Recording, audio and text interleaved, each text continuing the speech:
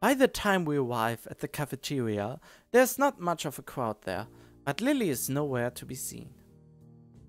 Hanako's head sinks even lower than usual. Have you looked somewhere else already? Just at the library. I was reading. So she does spend the classes she skips at the library. Ah, so not exactly a thorough search then. Well, if I had to guess, she'd be in her own class, like Shizune said. Right? Right. With the slightest of nods, Hanako agrees with my reasoning. God, she's being so awkward. Oh, come on, don't be so mean. It's like I need double-layered silk gloves with padding to even begin interacting with her. Some small talk might help her become a bit more used to me. It isn't hard to tell that the silence between us is hovering on the edge of both our minds. So, you and Lily usually hang out together after class, right? Yes. I'm not quite sure what I expected from her answer, nor why I even asked the question. That much was rather obvious after all. She doesn't seem like the type to cultivate a social circle either, so I suspect that Lily may well be her only friend. Must be a pain being in different classes, I'm guessing. She gives a sharp, almost reflexive nod. Compared to Lily's careful thought about her actions and speech, Hanako hastens to make her answers as prompt and short as possible. Lily comes by the classroom though, even when she's busy. I'm not sure about her voice yet. I really try to fiddle around still. It has to be a calm and gentle voice. I have to pitch it a little bit, just to make it at least sound a little bit like a girl. Am I kawaii desu now?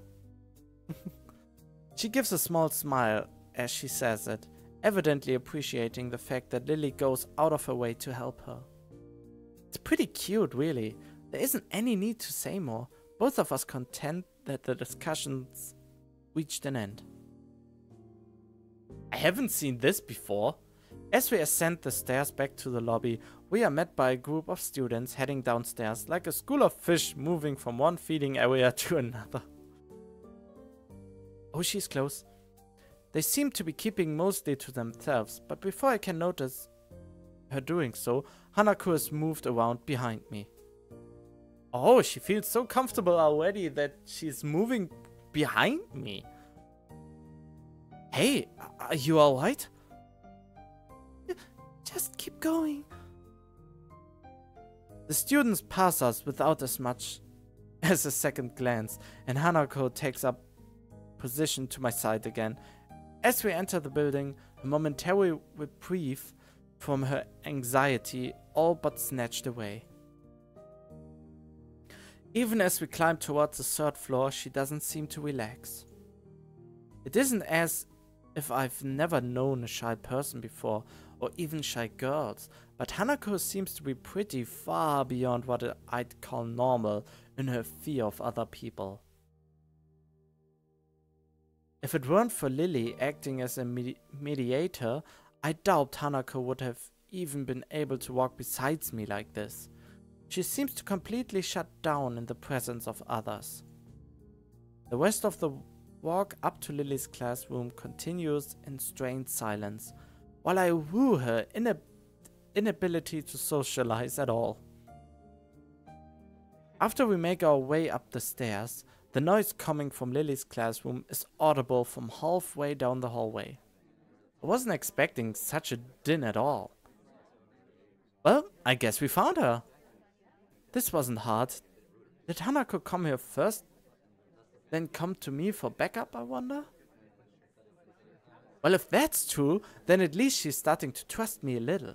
That can only be a good thing. Oh yeah, this is a total good thing. That means we are on the right track. Eventually, the two of us reach the door to class 3-2. Isn't that our class? Is this a typing error? With Hanako less than subtly positioning herself behind me, I opened the door. This is a new picture! Inside is a hive of activities, seemingly every student in the class talking at once as they work hurriedly on their separate tasks. Going by the paint cans, decorations and banners being made, it must be for the upcoming school festival. I guess my first priority should be finding Lily. There! Finding her among the din is surprisingly easy, not the least because of her looks. Yeah, she looks really good. With a couple of students gathered around her, as she stands at the front of the class, she seems to be in charge of the preparations, or at least busy organizing them. Carefully negotiating a pass through the various students hunched over the floor for lack of desk space, I raise a hand, entirely out of habit, as we finally reach Lily. Hi, Lily!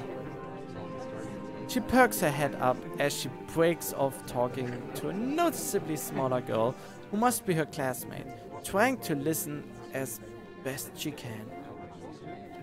Sorry, who? Ah, sorry, Hiso. I have Hanako too. I have Hanako, okay.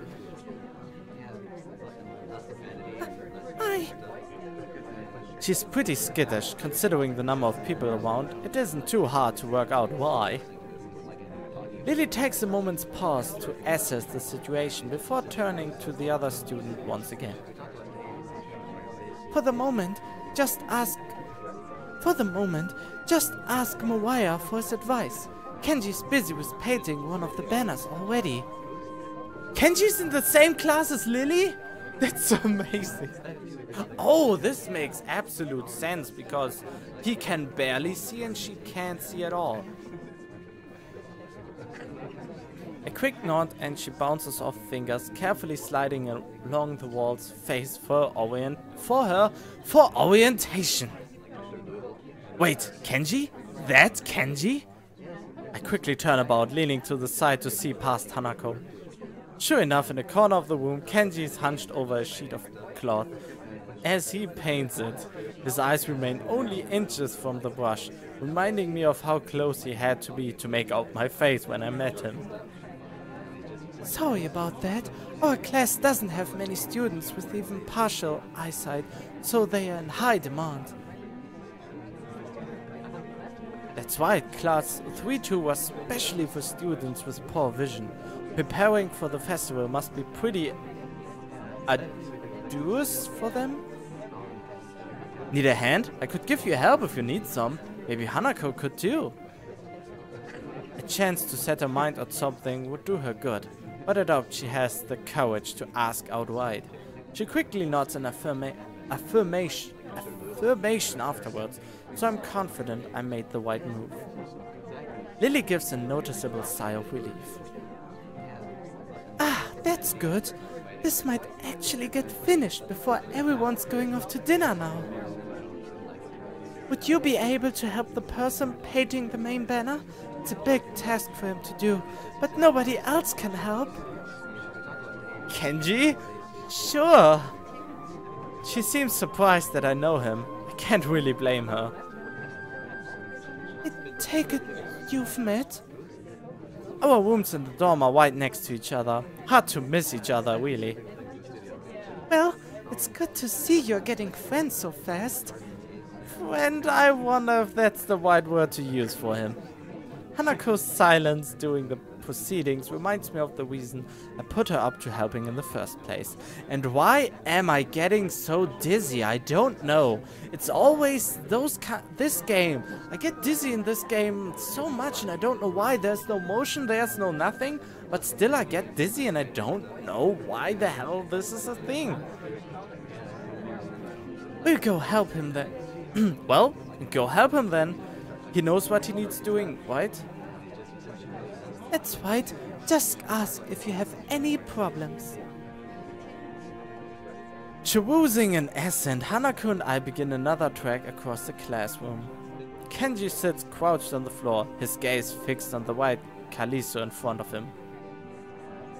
Hey Kenji!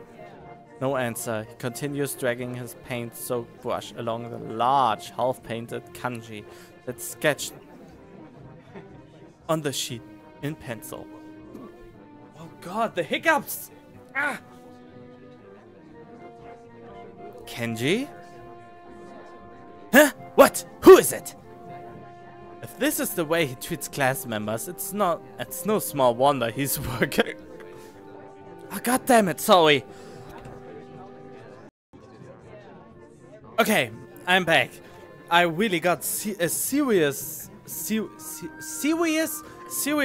of hiccups, and I had to drink and hold my breath and so forth and so on. But it seems to be gone now, and I can actually continue this. So yeah, let's get on. If this is the way he treats class members, it's no small wonder he's working on this alone. Wait, what? Oh, how mean! Okay, it's me, Hiso from the... Wait, I know that man. What are you doing here, though? His dismissive attitude annoys me. He must be the type to really get focused on his work, hating to be disturbed by anyone until he's done, I suppose. While we talk, the sound of Hanako's footsteps as she walks out from behind me reminds me that she's here. Great! Forgetting about her all of a sudden. Great move. I was just going to help with the banner, Hanako and I, that is. I was just going to help with the banner. Hanako and I, that is. Hello? Oh, hey! I guess that's okay. As soon as Hanako enters the equation, his demeanor takes a complete about face. His sudden hospitality is slightly unsettling. Oh, right, woman. On second thought, this may not have been a great idea after all. Hanako, why are they both so close? Hanako and I grudgingly set ourselves down on the opposite side of the clothes banner to Kenji, noting the several small paint tints on the ground around it. Class 3-2 noodle stall? You guys selling noodles at the festival on Sunday?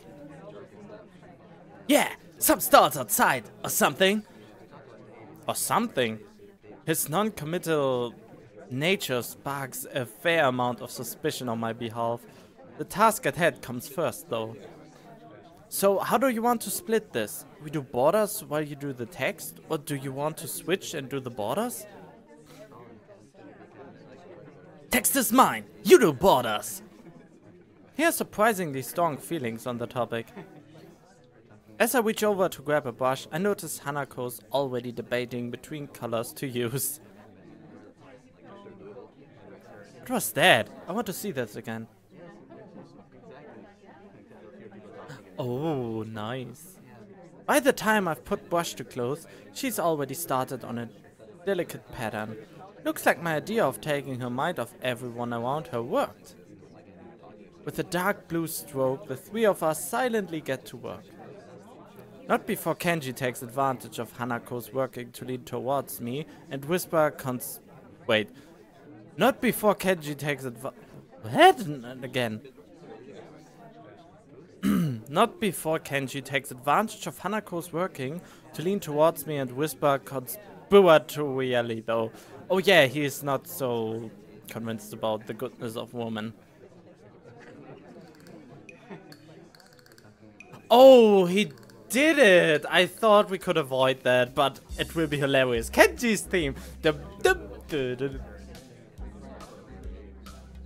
I really like his theme, I don't know why. Okay, man, why are you here? Hanako just wanted some help to find Lily, that's all. He apparently disapproves of my motivations. I I get it. It looks like I misjudged you. You're infiltrating them, aren't you? Going deep undercover?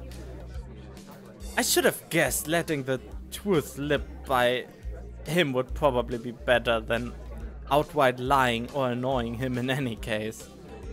Is that why you are here? Obviously, it sucks, but there's a better way to get intel than going in yourself. We gotta stick together, man. This is a harsh school, a harsh world. Yes, very harsh. He misses my true meaning as he leans back, satisfied I'm sympathetic to his cause. I better get down to work. Finished. Looks like I'm too. Good job. The two of us connect up the lines of our patterns, mine being as close a copy as I could manage of hers. With a grunt, I lever myself up from the floor and look around. Aside from Hanako and myself, there's only Kenji left, finishing off a sign, as well as Lily and a couple of students talking among themselves in the classroom. Looking at my watch, it's no surprise, it's getting pretty late. Need a hand? I offer a hand to Hanako, which she uses to get herself up. As she does, I can't help but glance at her wrist. If her scars extend even to there, just how much of her body was burned. I feel a pang of guilt about it, however, as she quickly covers her wrist with her other hand. Looks good, doesn't it? She looks surprised for a moment before noticing that I mean the banner. It does, I guess. Well, at least she isn't stuttering so much. Her smile shows that she feels a slight sense of pride in the result, just as I do. Can we see it too?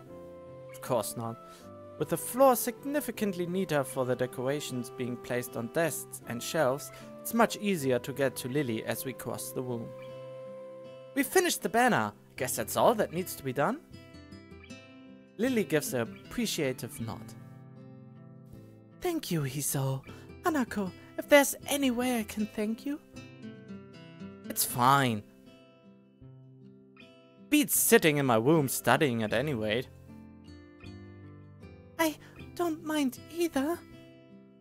She nods before suddenly remembering one last person.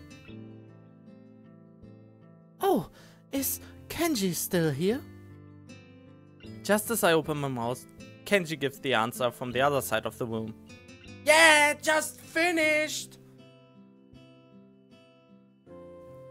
He carefully slides a sign onto an empty section of shelf to dry before quickly walking past us and out the door. This was the wrong voice, by the way, sorry. See ya, man! Bye! The remaining two students say their goodbyes to Lily before taking their cue to leave as well, leaving only the three of us. Well, I guess that's everyone. I hope we don't have to do anything like that again. Working past school time? Indeed, the class plans this year were ambitious, maybe too ambitious. The stalls look nice though. She's right, it shows that a lot of work's gone into them. My, I'm sure a lot of us would be glad to hear that. At least now there's not much work to do until the festival itself. It's getting pretty late. Should we go? That's probably a good idea. Are you going back to the dorms as well, Hiso? Wait, I'm mixing up the voices. I'm so sorry. Yeah, I guess I'll tag along. Have we seen? I think I haven't seen this before. The nighttime lighting really makes the gardens look quite different compared to the usual look of lush greenery. Things are much more calm. Being that it's so late, the lack of students around probably helps. The odd one or two can be seen scurrying to and from the dorms, trying to eke the most out of their approaching curfews. Whatever that means, but no more. All that can be heard is our footsteps, in addition to Lily's cane regularly gently tapping the ground in front of her. It's nice to finally be able to relax a bit after the mad rush doing school. Without even noticing it, I let out a small yawn. Tired? Yeah, still getting used to the flow of things, I guess. The, thing with Shizune took me kind of off guard, though. I grit my teeth a little at the candid mention of the rather public spat. That said, I do want to sort out what in the world was behind it. Ah, about that. I'm sorry about it being so public. Shizune and I go back some ways. Her voice seems slightly irritated as she remembers. Shizune, obviously unwilling to discuss it any further. I glance to Hanako for her views on this, but her expression is, unsurprisingly, evasive and difficult to read. Either way, I guess her apologizing for it is something, even if my curiosity goes unanswered. I'll be glad once the festival is over, in any case. The change of topics welcome, clearing the thickening air quickly. I can imagine my old school's festival were a lot more low-key than this. Oh, God! Sorry. I can imagine my old school's festivals were a lot more low-key than this. Yamaku stresses the idea of a school community, so the staff likes to make our festivals and such special occasions. And yet the students are the ones who do the work. What an unfair world. Hanako and Lily both chuckle in agreement, savoring the fact that none of the staff are around to hear our grumbling. I suppose coming from a strict all-girls school helped me a bit with Yamaku. Compared to there, Yamaku is much more relaxed. But that go away towards explaining her well-bred speech and behavior in any case. But no, this was totally wrong. That go away towards explaining her well-bred speech and behavior. In any case. As we come up to the dormitories, it eventually comes time to leave for our respective rooms. See you, Lily, Hanako. The two both give polite nods before setting off to the women's dorms, just next to the guys. As is to be expected of such an arrangement, there's a staff member casually patrolling around outside to prevent any nighttime shenanigans. Walking past him, I quickly stretch my arms and rub my neck, both quite sore after having worked on the floor for so long before walking to my room. Feels good to actually have direction though. After so long in the hospital, the everyday facts of studying, homework and teachers seem almost a blessing. I guess if things continue like this, my time at Yamaku might turn out okay. I'm feeling tired, so I set my alarm clock to wake up as late as I can afford, while still making it to the first class. The nurse's voice is almost nagging in the back of my head about morning jogs. I make a resolution to make up for it by going for a walk after school tomorrow. Emi won't care either way, I bet. Not in this playthrough.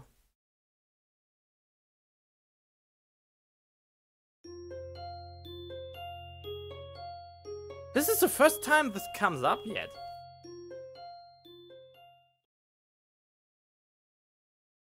I think? No, I think I just missed it by skipping. I wake up and take a hot shower. Yeah. Ah, no Kenji, I'm a little bit disappointed. Back in my room, the first thing I see is the familiar row of medication bottles lined up on the top of my dresser, and it makes me depressed, as usual. It's annoying. I thought I was okay. I thought I had made my peace with this thing, gotten over it. But what I really did, I allowed myself to forget that I have a problem. Being here really reminds me of the reality, and trying to fight against it just hurts. Reflecting on it is only going to do so much. I've done this before, for months. It seems like it's time to get over it. If I allow myself to forget that my life is definitely not going to be as long as those of others, I won't get anywhere. My life may be different from others, but it is a life in progress, just like my own. That is how I'll rationalize it. I down the usual handful of pills, trying to push the sudden dreary feeling out of my head. Then I prepare to head out to class early as usual. As I step into the hallway, I notice Kenji coming around the hallway corner, stealthily making his way over to his own room with a large bag. As he sneaks past me soundlessly like a ninja hiding in plain sight, I call out to him. "Hey!" He jumps at the sound of my voice. "Oh, hey man, I didn't notice you there. I'm really tired." I think it's more like he didn't see me, but that's not the issue. "Where have you been this early? Shopping?" "Nah, I wasn't shopping. Sometimes I have to visit the math teacher. Yeah, I figured it would be a good idea to find out when the next exam is, since he tells you in advance if you want." "So then, what's in the bag?"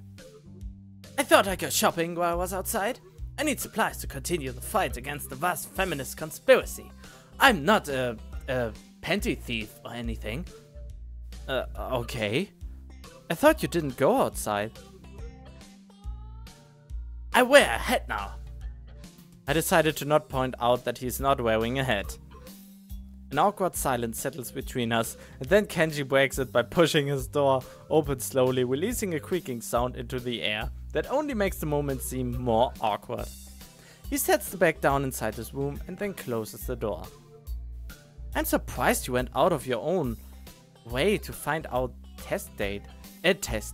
Trying to take advantage of an opportunity to study is pretty diligent." "I never study." "Oh?" "I just wanted to know when the next test day was. I'm still going to take it. Duh. I need to know so I know what day I can't afford to skip class. He usually sends out updates on that crap by phone, so I had to step out and check up on it." "And why do you have to go out when you can get it on your phone?" "I don't carry a phone." "What do you mean you don't carry a phone? You mean you just leave it at home?" "Nah, I don't use phones. I don't have a phone. I have no phone." "Why don't you have a phone? How can you not have a phone? No phone at all? No phone?"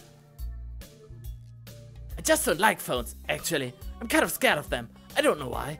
I think it's some kind of repressed trauma. Basically, when I hear a phone, I get nervous. It's my darkest secret. I have two theories on it. Either I have some fear of receiving some undefined, ominous, life-altering doom call, or was beaten with a phone in the past. Beaten so badly, I can't remember it." Beaten in the head. "Well, where else could it get beaten with a phone that would make me unable to remember it? The ass?" Unexpectedly logical. I feel very depressed now. Sensing this conversation is more or less over, Kenji opens his door again and prepares to head inside. "Yeah, I'm going to sleep, dude. Have a good one." "Class is going to start in like 20 minutes. "I already did something today. Too tired to go to school. I just skip it, like the cool kids. No, actually like the dumb kids, but you don't seem to be that dumb. Hey, you need some lip balm? I accidentally bought two because I saw the store had started selling individual AA batteries." "You want to give me lip balm?" "Well, it certainly can help in certain seasons of the year." "Thanks, but no thanks." "Whatever, man." He swiftly enters his lair, finally letting me go to the class. You were the one who started talking to him, so it's not his fault. Oh, I see something there I have to get rid of.